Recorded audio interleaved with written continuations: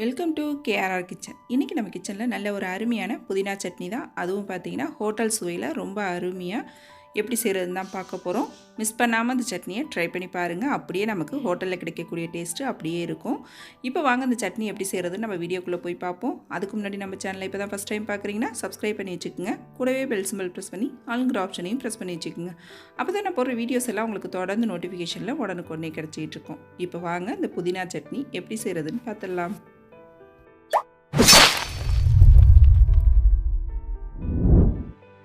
இப்போ சட்னி செய்யறதுக்கு ஃபஸ்ட்டு அடுப்பில் ஒரு கடாய் வச்சுருக்கேன். இதில் ஒரு 2 டீஸ்பூன் அளவுக்கு எண்ணெய் சேர்த்துக்கிறேன். எண்ணெய் நல்லா காஞ்சதுக்கப்புறம் ஒரு 2 டீஸ்பூன் அளவுக்கு உளுத்தம்பருப்பு சேர்த்துக்குங்க.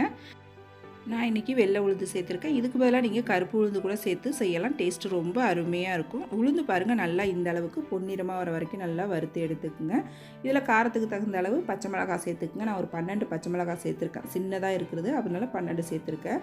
அப்புறம் பார்த்திங்கன்னா ஒரு 4-5 பூண்டு பல், ஒரு சின்ன துண்டு இஞ்சி, ஒரு பெரிய வெங்காயம் பெரிய சைஸில் உள்ளது கட் பண்ணி வச்சுருக்கேன். இப்போ வெங்காயம், பூண்டு, பச்சை மிளகாய் எல்லாத்தையும் பார்த்திங்கன்னா நல்லா வதக்கிக்குங்க. நல்லா வெங்காயம் ஒரு பாதி அளவு வதங்கி வரட்டும். வெங்காயம் இந்த அளவு வதங்கி வந்ததுக்கப்புறம் பார்த்திங்கன்னா நல்லா ஒரு கைப்பிடி அளவு அழுத்தி பிடிச்சோம்னா அந்த அளவுக்கு எடுத்துக்குங்க. புதினா நல்லா கழுவிட்டு எடுத்து வச்சுருக்கேன். அதை இதில் சேர்த்துக்கிறேன். அதுலேயே ஒரு பாதி கைப்பிடி அளவுக்கு கொத்தமல்லி சேர்த்துக்கிறேன். புதினாவும் கொத்தமல்லியும் சேர்த்து அரைக்கும் போது தான் நல்லாயிருக்கும். டேஸ்ட்டும் நல்லாயிருக்கும், வாசனையும் அருமையாக இருக்கும். இப்போ இந்த இது ரெண்டுத்தையும் சேர்த்து நல்லா வதக்கிக்குவோம்.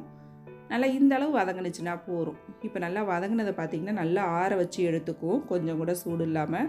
அதுக்கப்புறம் சட்னி எப்படி அரைக்கிறதுன்னு பார்ப்போம். இப்போ சட்னி அரைக்கிறதுக்கு ஒரு மிக்ஸி ஜார் எடுத்துருக்கேன்.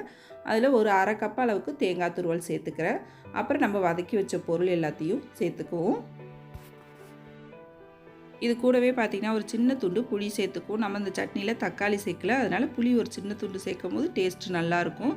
இப்போ இந்த சட்னிக்கு தேவையான அளவு உப்பு சேர்த்து கொஞ்சமாக தண்ணி விட்டு இந்த சட்னியை லேசான கொரக்கொரப்போடு அரைச்சி எடுத்துகிட்டு வந்துக்குவோம். இப்போ பாருங்கள், இந்த அளவுக்கு அரைச்சிங்கன்னா சட்னி சாப்பிட்றதுக்கு ரொம்ப அருமையாக இருக்குங்க. அதே போல் தேங்காயை வதக்காமல் பச்சையாக வச்சு அரைக்கும் போதுமே இன்னும் டேஸ்ட்டு நல்லாயிருக்கும்.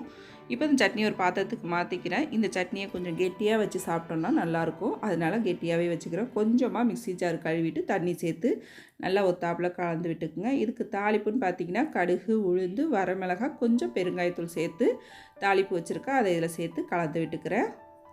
அவ்வளோதான், நம்மளோட புதினா சட்னி ரொம்ப அருமையாக சூப்பராக நம்ம ஹோட்டலில் கிடைக்கக்கூடிய அதே டேஸ்ட்டுக்கு ரெடி ஆகிடுச்சு. இதே போல் தாங்க இருக்கும். நீங்களும் இந்த புதினா சட்னியை நான் இன்றைக்கி சொன்னது போல் ட்ரை பண்ணி நல்லா சூடான இட்லி, தோசை கூட வச்சு சாப்பிட்டு பாருங்கள். ரொம்ப அருமையாக இருக்கும்.